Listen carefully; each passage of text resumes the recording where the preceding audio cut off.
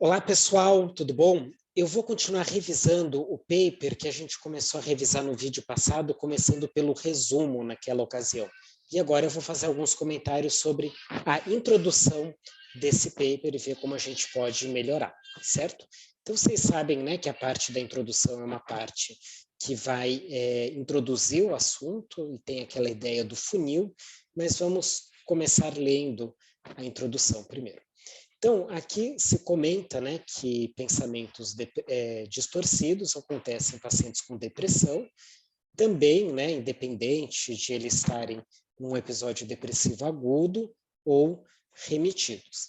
E aí, além disso, se associa com gravidade da depressão. Quanto mais grave a depressão, mais distorções cognitivas.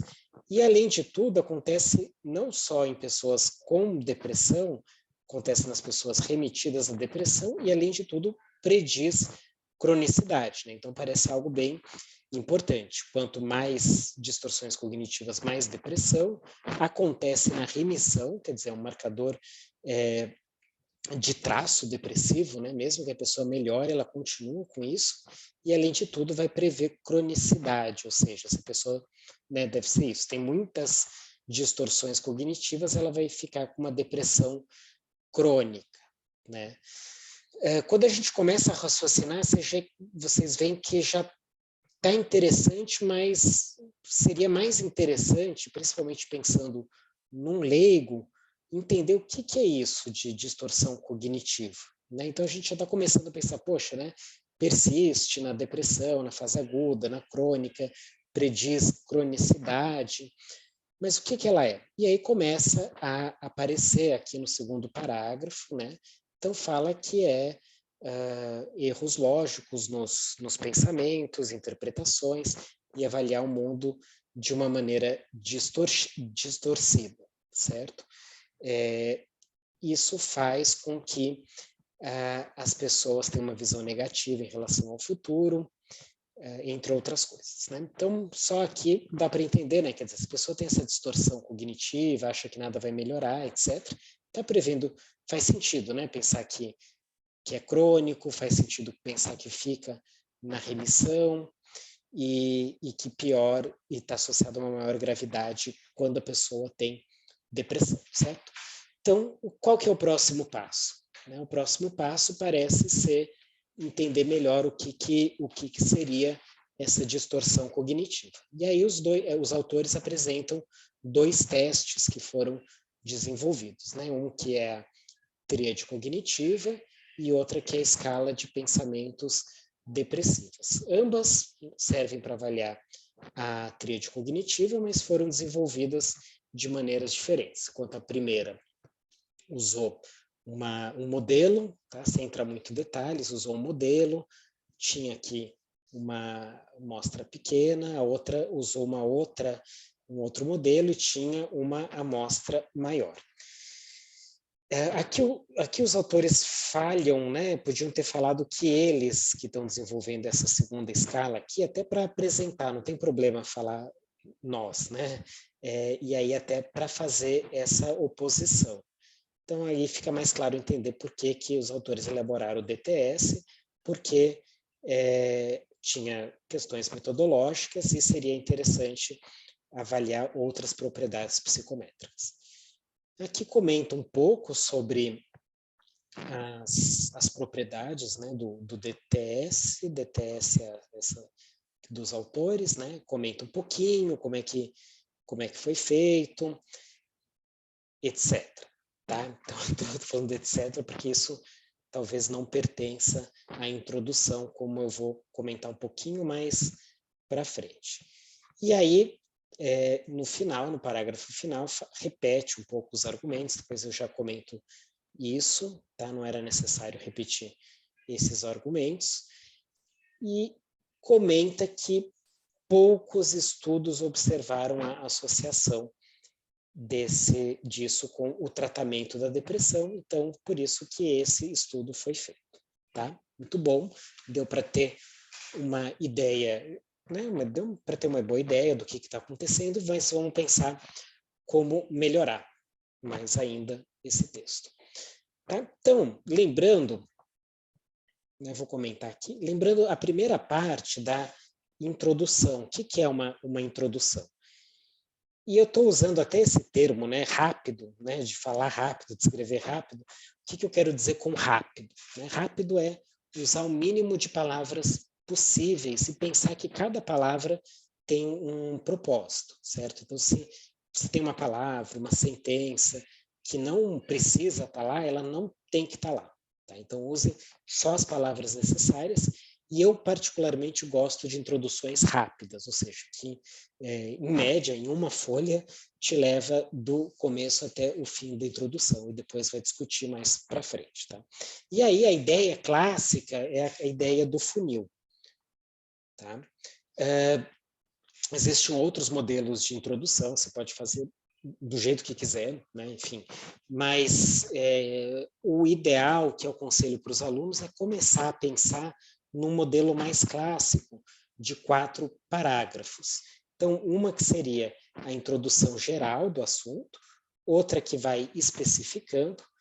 No terceiro parágrafo, a gente vai ter o gap da literatura, o argumento however, e no quarto a gente vai falar o que a gente propõe fazer com tudo isso. Então, aqui vai do geral para o específico, e aí depois vai apresentar o gap e a solução do gap de acordo com os autores. Né? Então, aqui, por essa introdução geral, e aqui eu estou vendo que a gente chama mais de coerência, tá? Coerência da introdução, como os parágrafos eles estão se articulando. Depois a gente pode ver um pouco da coesão, pode ver um pouco da informação, mas vamos começar dessa vez pela coerência, tá? Que não é significa que está coerente ou não, mas é se os parágrafos estão juntos da maneira correta. E aqui só de olhar, né, veja que a gente tem 2 páginas, né, eu comentei que eu acho excessivo, e a gente tem 1, 2, 3, 4 e 5, tá? Então, vamos levar como se tivesse escrito na pedra isso, né? Vamos tentar deixar com 4 parágrafos, tá? Depois você pode, claro, usar 5, mas quero deixar com 4. E aí, eu já adianto coisas que dá para cortar. Então, não precisa comentar, principalmente com esse grau de detalhamento, tudo que aconteceu no outro estudo, tá?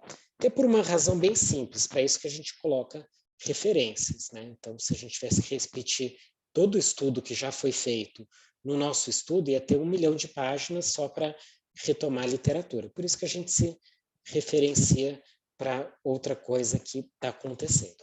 Ah, mas eu não posso falar nada do outro? Pode, mas você pode falar o que é importante para o teu paper. Tá? Então, isso aqui já vai cair fora, isso aqui já vai dar para puxar um pouquinho mais para cima, então a gente resolveu a questão dos 4 parágrafos. Tá? E a outra coisa, assim, vamos evitar esse concludem, tá? Você não está concluindo nada na introdução. Então, a gente vai tentar colocar aqui um portanto, em vez de em suma ou concluindo, tá? Você vai concluir na conclusão, não escreva concluindo na introdução.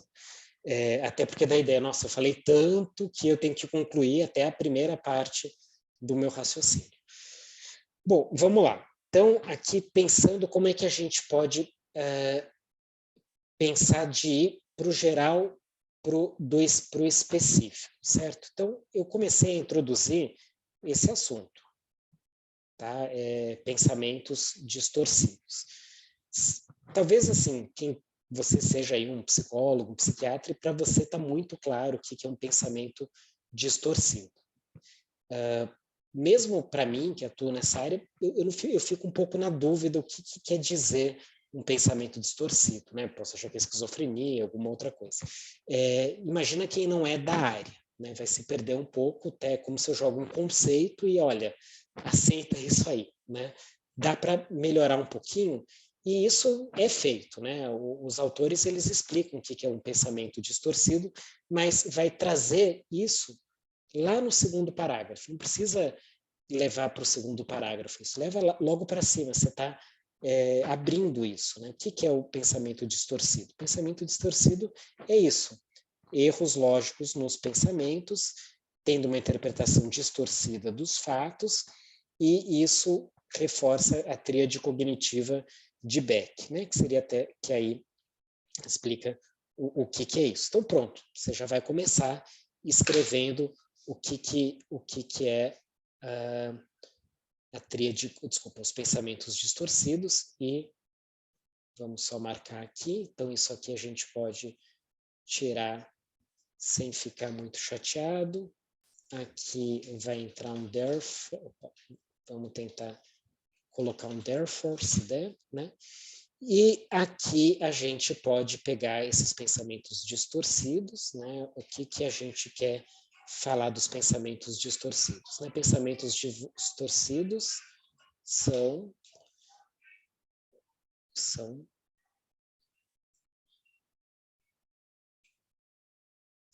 isso aqui, tá? Claro que depois a gente tem que articular um pouquinho mais. Então, esses pensamentos distorcidos são erros lógicos nos pensamentos, fazendo com que as interpretações fazendo interpretações e avaliações fiquem distorcidas, tá? Até aqui tem que tomar cuidado, que agora ficaram duas palavras muito iguais juntas, isso não é legal, tá? Continuando, eu apresentei o primeiro tópico, o que é um pensamento distorcido, então eu vou agora linkar junto com a depressão. Isso seria uma maneira de articular, de apresentar esses dois temas na literatura, tá?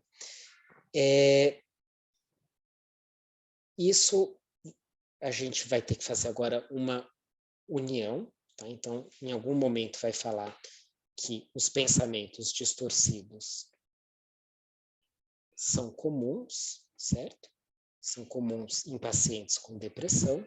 Acontece aqui na fase aguda, acontece aqui na remissão, está relacionado com a gravidade, tá? Aqui a gente pode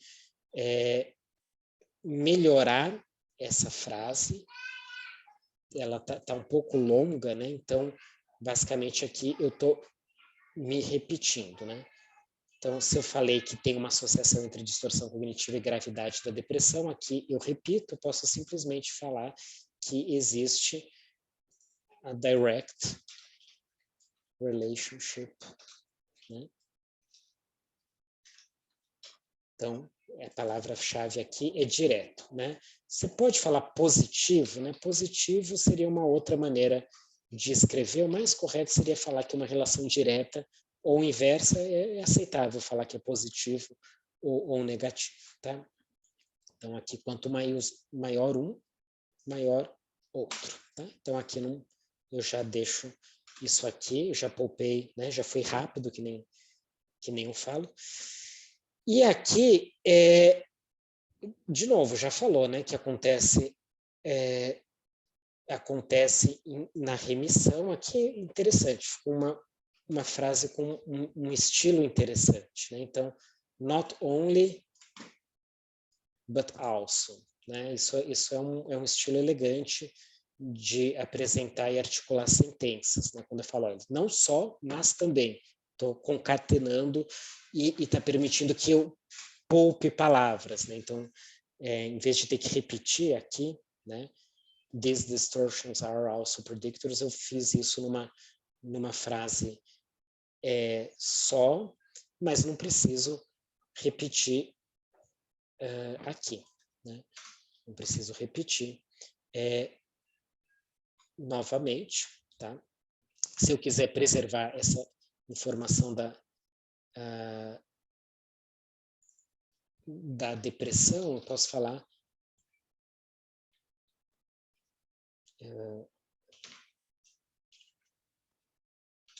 approximately 50% of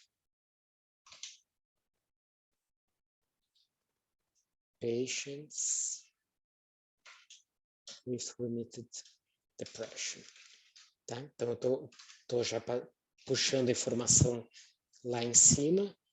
Eu poupo aqui mais palavras. E aqui eu dei uma outra ideia que eu posso concatenar e desenvolver. Então, eu estou falando que acontece em quase todo mundo, né? Praticamente, eu posso até usar algo como almost all, certo? Quase todo mundo. E, além de tudo, tem uma relação direta. Então, aqui eu estou falando do episódio agudo, tá? Então, de novo.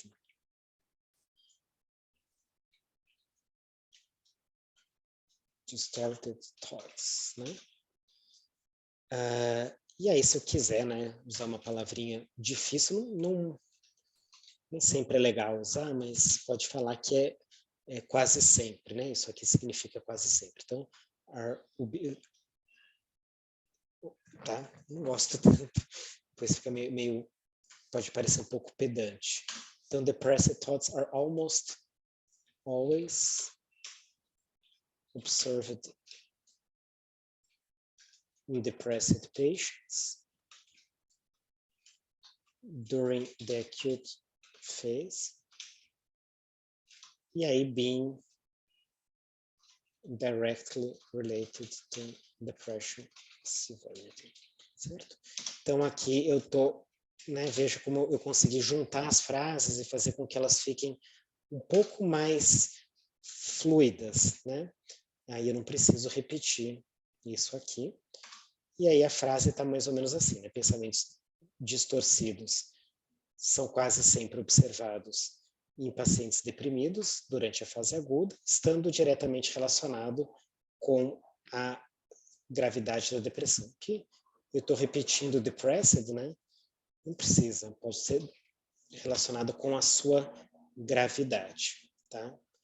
E aí isso aqui são todas essas referências também. Olha, não precisa um monte de referências aqui, tá? Coloca 1, 2, 3, 4, 5, 6, 7. Pode ser menos que 7. E aí aqui eu estou puxando e desenvolvendo mais um pouco esse tema, tá? Então aqui tem estruturas articuladas.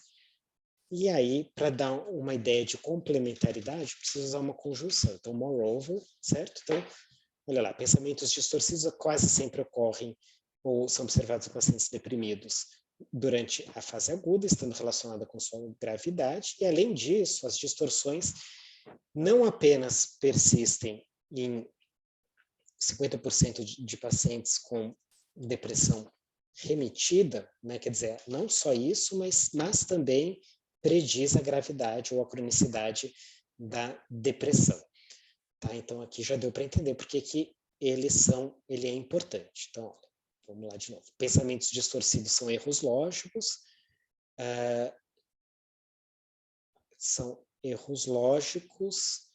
não precisa repetir aqui, né? Are logical errors that make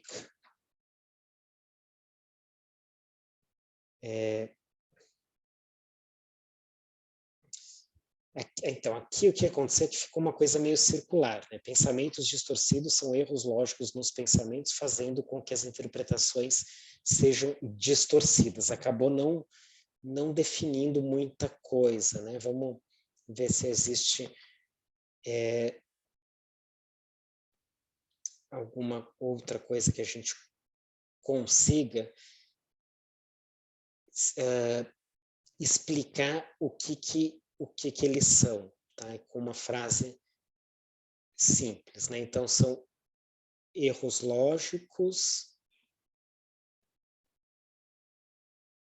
talvez possa escrever que são vieses cognitivos related to a pessimistic view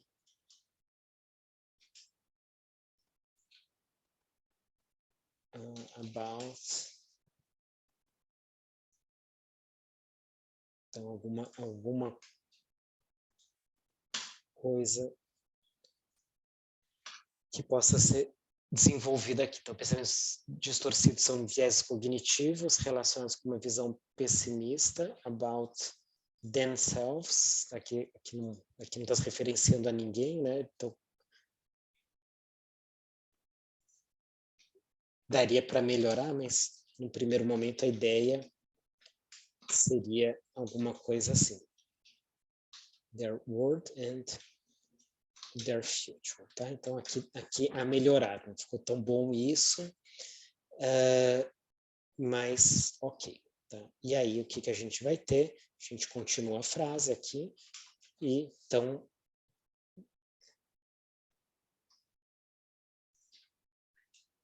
não precisa repetir. Almost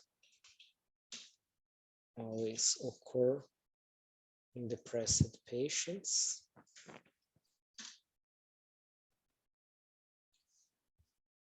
Certo? E aí essas distorções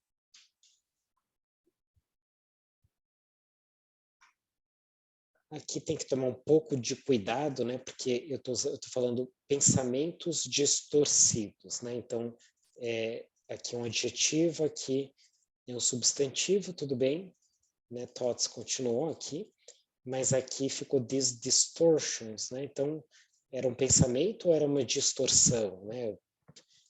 Pode ser, o ideal seria, né? Que a gente está falando sobre pensamentos.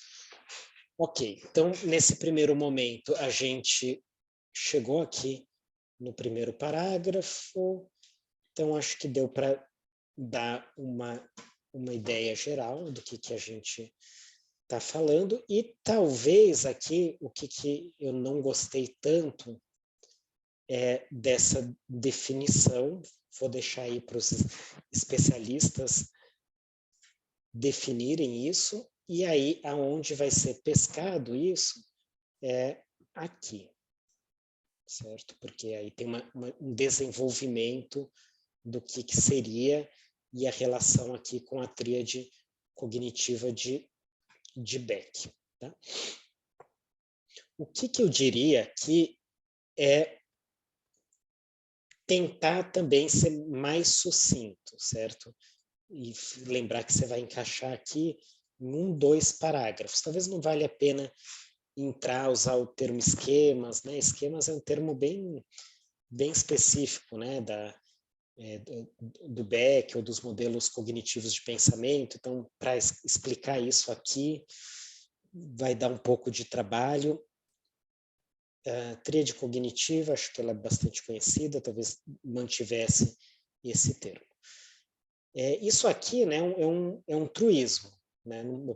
É um comentário que você está fazendo, né? Um truísmo, e não serve para nada, né? Claro que essa é uma questão empírica que só pode ser respondida por uma investigação científica, né? Assim, não serve para nada essa frase.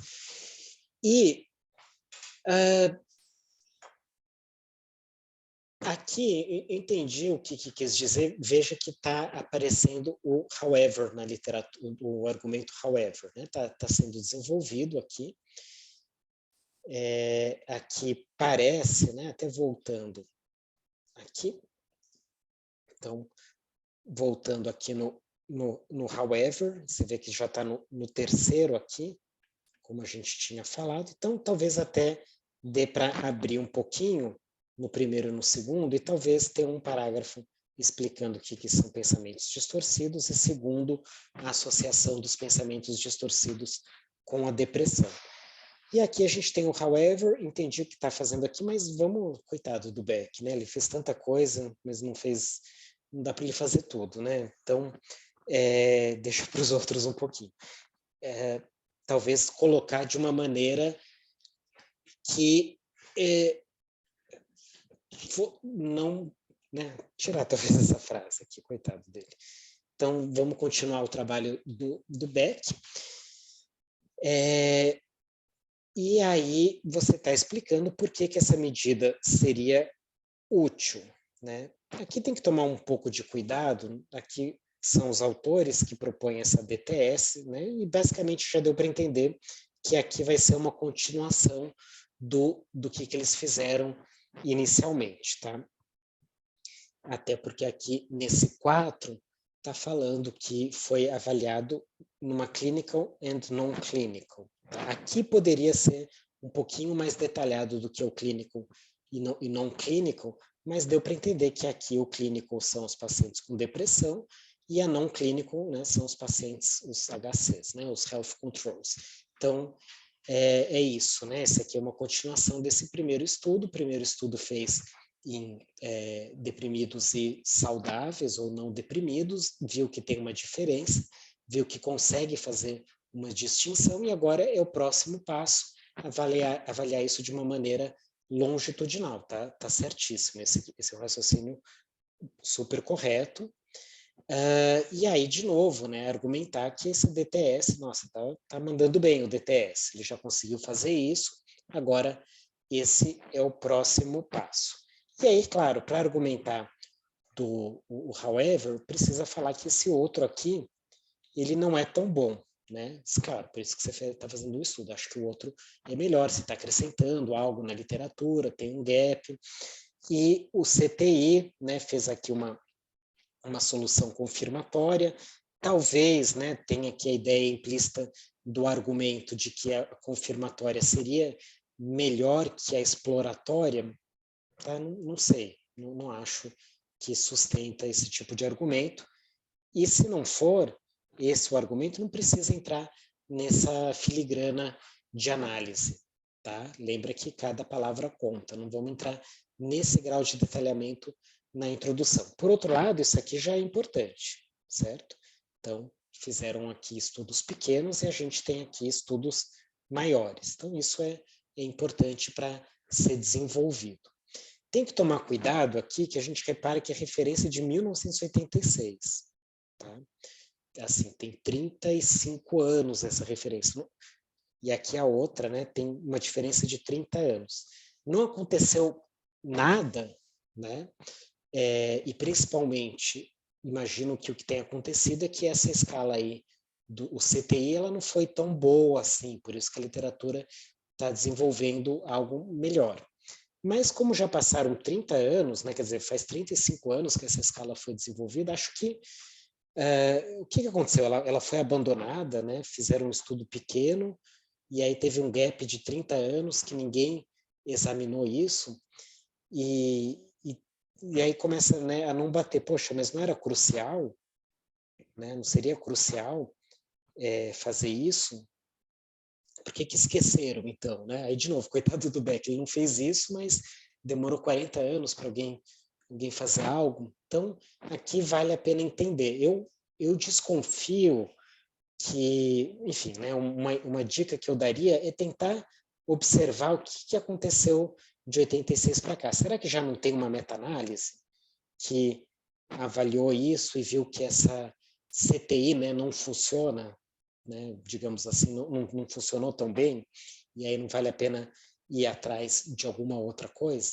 Então, eu acho que é isso que poderia melhorar nesse terceiro parágrafo, deixar esse gap mais claro. Tá? Eu acho que é isso que é importante.